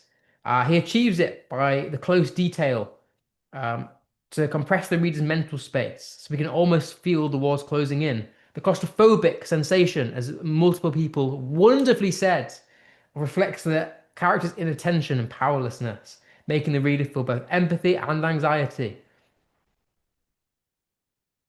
Natty, have you just gone on and looked at all of my IMDb?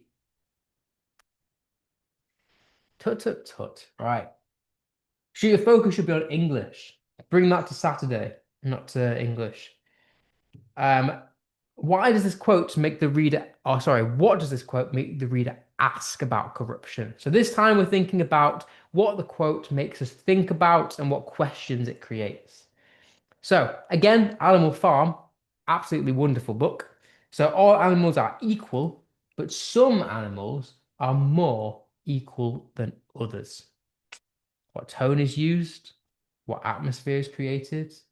What does the reader ask from this line? How and why does Orwell provoke that question? So it's a really of a weird one. All animals are equal, but some are more equal than others. Maybe linking it to real life society. Bingo, absolutely it is. It's a reflection on the real life, I guess. I don't want to give you the answer. I want you to think about it because you are on the right lines for this. Injustice, communism. Yeah, it is communism. Has somebody read the book? It's a whole take on communism. Hierarchy. Some wonderful answers coming through. Juxtaposing. It is juxtaposing because they can't be equal and not equal at the same time. So it should tell you something. It should raise questions to you. But I think everything mentioned here is absolutely on the right lines. Injustice, a reflection on society, an allegory for communism, juxtaposition. Yeah, absolutely. Inequality disguised as fairness. Boom, we're there. Yeah, think about real life society. How many corrupt politicians there are in our world, how many corrupt elites there are. Yeah, this is what this is. So the tone is ironic, almost manipulative. The atmosphere is one of hypocrisy, um, as was kind of mentioned here. The reader asks how inequality can exist between animals. Orwell deliberately distorts logic to make the reader question the nature of corruption and power, showing how language can justify injustice, which was mentioned. The reader is left to reflect on the inherent nature of injustice in human society, which is also mentioned, and the power imbalance that exists between the wealthy elites and the working class. I think all of that was mentioned. I've just summarized it here, but well done, everyone. You guys are good, and I'm happy that you're good. Okay, thinking about understanding now. Whatever our souls are made of, his and mine are the same. Is a quote from from Wuthering Heights by Emily Bronte. Yeah. Well, the film's coming out actually pretty soon of Wuthering Heights. What tone is used here? What atmosphere is used? What does the writer understand from this line about love specifically? And how and why does Bronte help this understanding? So, what can we learn about love from this?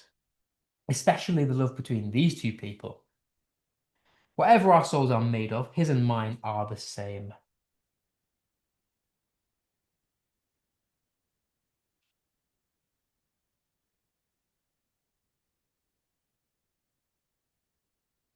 Any ideas?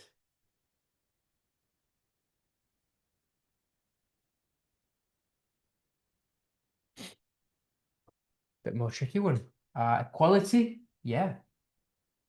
Any other? What kind of like atmospheres? What tone? Is it cringy? This book was written a long time ago. Can't say it's cringy. This is a very, very famous text.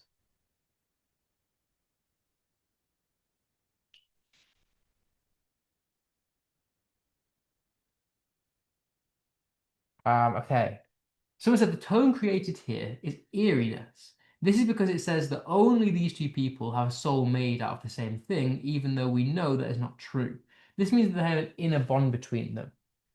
Okay, I kind of agree with this. I see where you've got there. I would agree with half of that.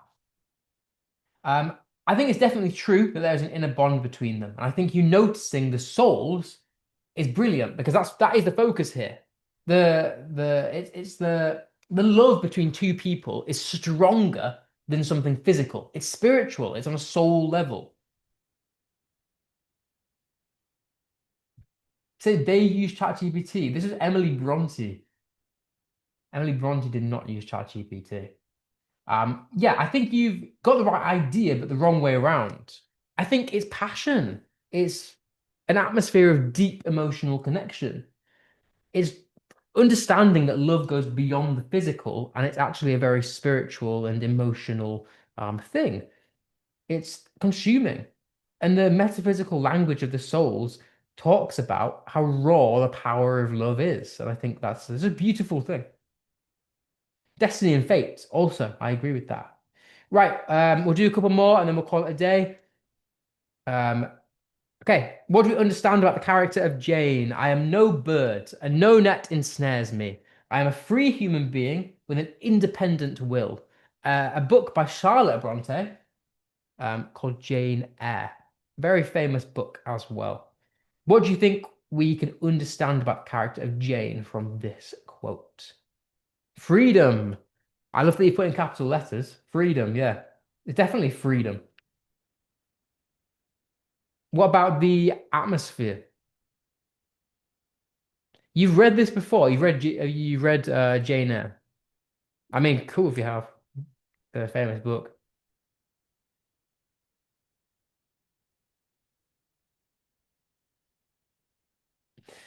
Pride, that she explains that she cannot be held back and is free. Yeah, definitely. There's definitely a liberation there. There's almost empowerment. There's pride and there's freedom. A very, very strong quote. The fact that she compares herself to a bird, which cannot be trapped, shows how free she is. The tone created is freedom because they say that she can never be trapped and that she's free human. Absolutely. So I go with this. The tone is defiant and empowering, while the atmosphere is one of liberation and strength. The reader understands the fierce independence and moral integrity.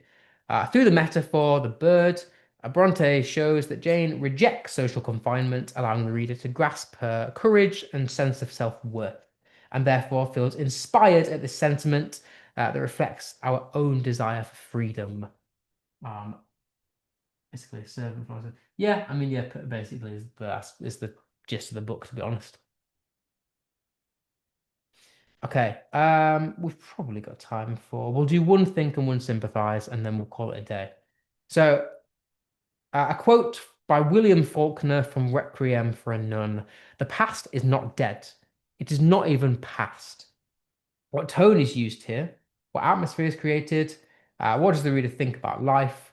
How and why does Faulkner make the reader think in this way? A bit more of a tricky one, a lot more existential, I would argue. The past is not dead, it's not even past. What would you say for this? Mysterious? Juxtaposing? It is juxtaposing. Makes the reader think about what the author is trying to convey, which is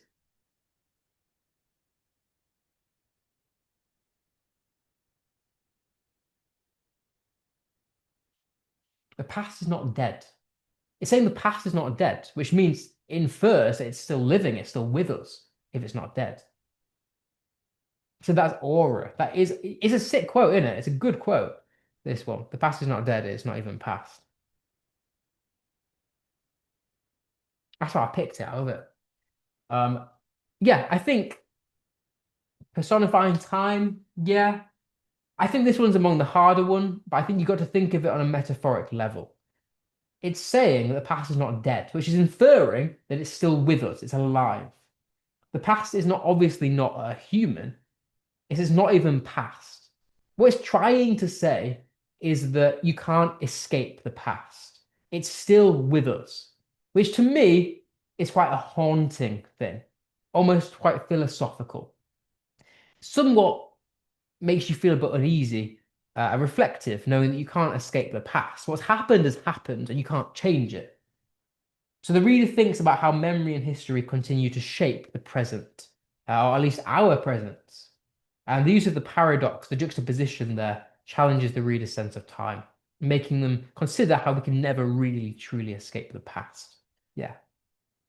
Right, we'll do this one. We won't do this one because Natty didn't like Wuthering Heights. We will do this one. He had never seen a face so pale, nor eyes so full of silent suffering. It's from a book by Charles Dickens called A Tale of Two Cities. Finally, we're thinking about sympathizing.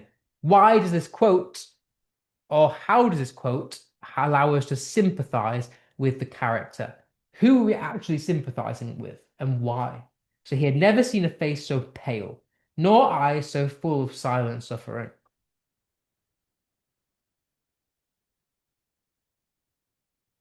So, what tone is used? What atmosphere is created? Alliteration, silent suffering, would be a great answer if we were talking about language, but it's a really good answer. A sibilant alliteration if you wanted to go that extra detail. The person may be feeling pain inside, but it's not showing on the outside. So why do we sympathize with them then? Why? Because you've always got to be thinking, why? We need an explanation. We can't just stop there. We need an explanation of why. A melancholic tone evokes sympathy as the character is said to be suffering silently. So, yeah, we sympathize with them because we understand that they're suffering in silence, but why?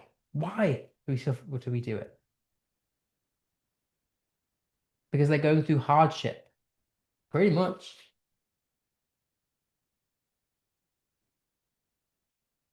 Ultimately, it's because we understand the suffering. We can kind of say we've been there ourselves. If you put yourself in the situation, yeah, it makes you understand more fully and completely how this guy feels. Um, I went with this. The tone is mournful, gentle, almost creates an atmosphere of pain and despair, which is what allows us to sympathize with the unnamed sufferer. Sensing the depth of their silent endurance, Dickens evokes sympathy to the contrast between the outward stillness and the inner torment, which invites us to feel compassion. By focusing on the vulnerability, Dickens encourages to feel empathy for human dignity and pain rather than pity the weakness. So I guess the more perceptive point was that it's not just about the physicality of the character, it's about understanding the mentality and what it feels like to be in that position. Right, we'll call that a day. I will stay around for the next couple of minutes in case anyone wants to ask me any questions. Um, yeah, so I will, yeah, stay around for the next couple of minutes if anyone wants to ask me any questions. But otherwise, have a really nice week, guys. I will continue next week with structure.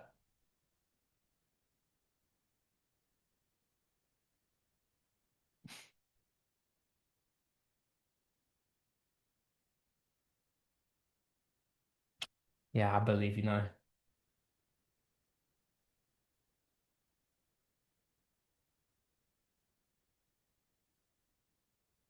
Okay, how would you recommend learning quotes for Frankenstein? Um, I mean, the best way to learn anything is repetition. It's a very daunting task um, to learn quotes. Like, it's not an easy feat. Like, let me put it that way. But the best thing you can do is repetition. Um, Picking bits out, picking the right quotes out. So in order to get the right quotes in the first place, I would consult obviously your work from school, but I would also consult websites like PMT, like Physics and Maths Tutor. They tend to do quite good summaries for key quotes and things. Because obviously for an exam, you're not expected to learn hundreds of quotes because that's just not realistic. In an exam, you should be aiming for like 12 quotes. So going in knowing 20 is good enough, I would say. So just focus on repetition, um, yeah, and using websites like PMT to find the quotes.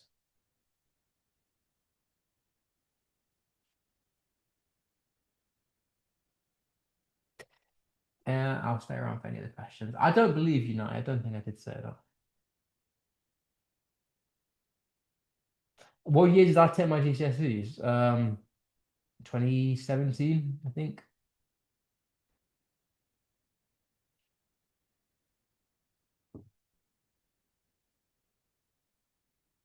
Any questions about English and not just about my life?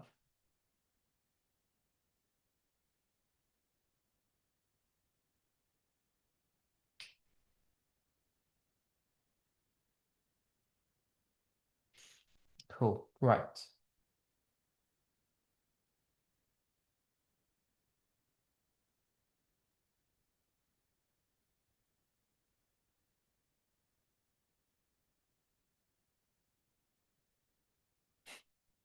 If you can pinpoint the exact time to me, I'll believe you know. But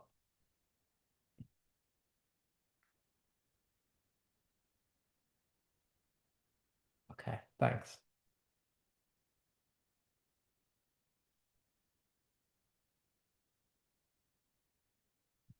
Cool. Right. I'll let you go then. If there's no other questions.